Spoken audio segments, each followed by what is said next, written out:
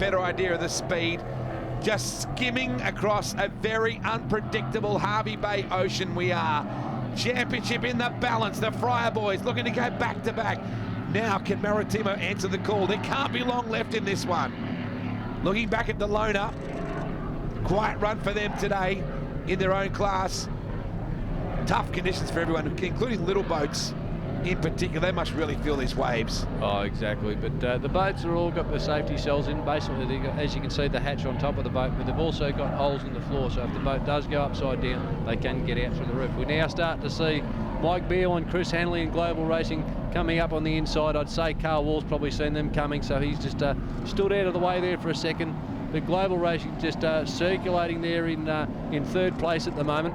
Mike Beale used to work with Steve Jellick, didn't he, at some point? They used to team up. That's right, that's right. And Steve stepped over into Team 3 this year, and we were lucky enough to grab Chris Hanley and from New Zealand. He's actually running the Fujitsu boat in the New Zealand series, which is also quite spectacular.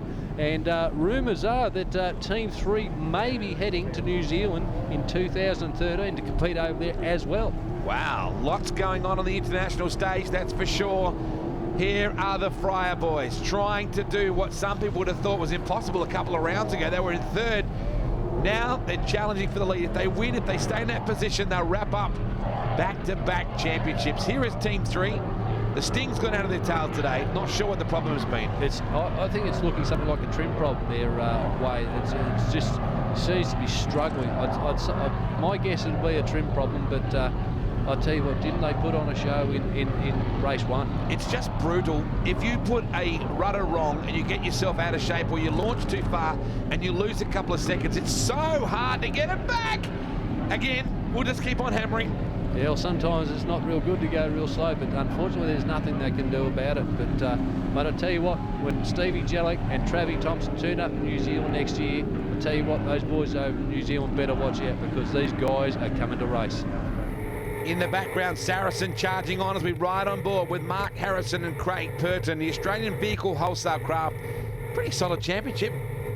Yeah, they've done a great job this year, and just struggling in this water, I think. Mark's probably not too happy driving in this water, but a fantastic boat, and very, very quick in the flat though, Wade. Are there rough water specialists? Are there people that sort of seem to come to their fore in these conditions?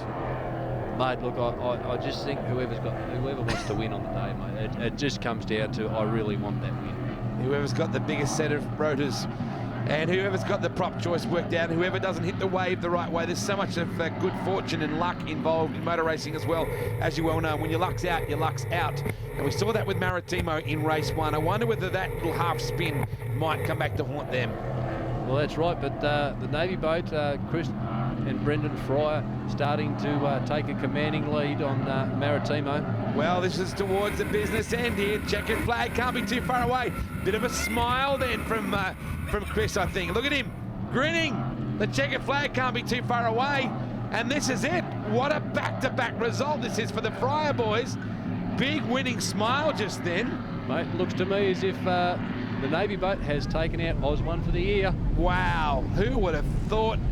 They were able to come back at Redcliffe. They were a distant third, and they've stormed home. Saracen, rock solid again in the 600s. And the Lona hanging there very nicely in the 400 class. Fantastic job there by Daniel and Carl Wall in the Lona. They've done a great job. And Wade, just as we can see in the background there, just how rough it got in race 2. There you go. In the end, it was by 22 seconds. In fact, make it 32 seconds.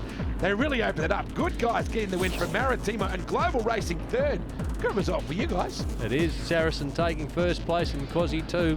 Unfortunately, not finishing in the SUV Dodge Ram as we saw before, broken prop shaft and the Lona. First place again. Fantastic job. Speaking of the Lona, Dave Bishop has been our lone man wolf in the pits. He's with the boys from Saracen. Race number 2 done and dusted. 2 races, 2 wins, and very rough in that second race. That would have to be one of the toughest 40 minutes of my life. It was just incredible, and it got rougher and rougher in those last 2 laps. I'm looking at the clock just counting down. Now, Nudge, I saw you getting a massage after that one. You've done an arm, have you? Oh, mate, I've done everything. I am absolutely aching. Everything's been rattled and rattled hard. But, you know, good run. Great run, and you boys probably a little bit disappointed you didn't compete the whole series because you've had 2 big wins or 4 big wins over the last 2 weekends. Yeah, we sort of hadn't intended to compete this season and save it all up for next year. But it was good, and like you said, a little bit disappointing because we've proven what we can do the last 2 weeks. And but we'll be here back again next year, and we'll do it all 6 rounds next year. Carl Wall, Daniel Fritsch, race number 2, done and dusted. Very rough conditions. Daniel, how was that? It's probably the hardest race you've done so far.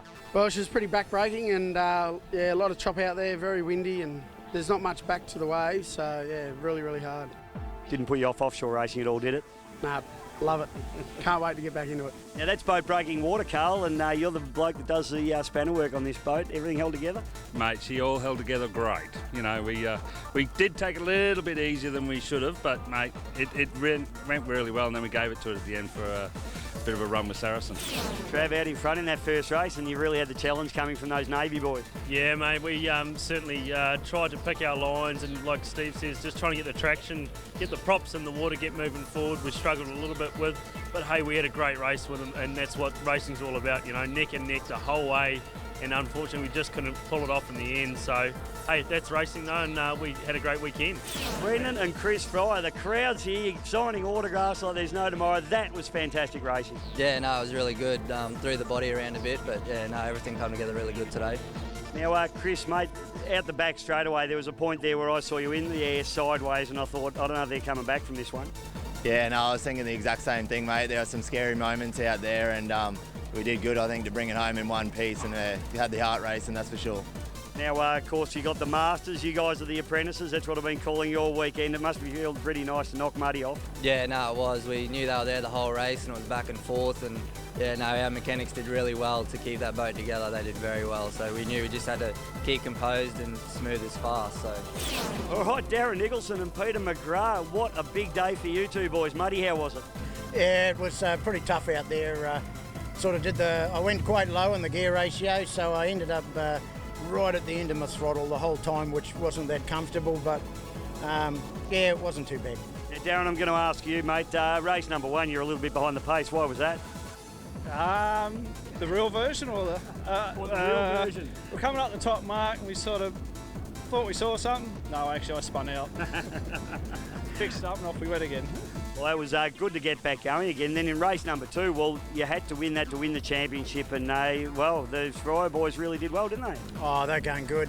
Boat looked good, and they had some pretty big moments, and so did we. So no, it was good. It was boat breaking gear too. They were racing for sheep stations, and no, they raced really well. They got a hang of it. The boat looked good, so well done. Peter, I think a little bit of the credit even has to go your way. I know you've done a lot of setup on that boat, probably built the boat initially, and probably taught them most of the things they know too. I bet you're spewing on that. Oh, no, it's all good. It's all good. We have our time. They're learning. I don't think there was a corner where they didn't cut me off, so they're doing it right.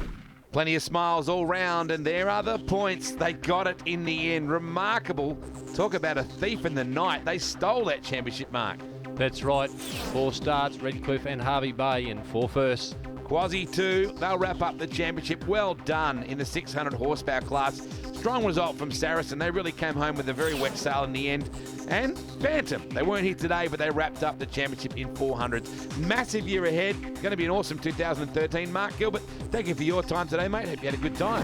Thank you very much, Wade, and we look forward to that racing in 2013. Some new boats and some redesigned boats. And great job by everybody in Hervey Bay for an epic championship concluder. We'll look forward to seeing you next year when the 2013 Australian Offshore Superboat Championship becomes a reality. Till next time, we'll see you then.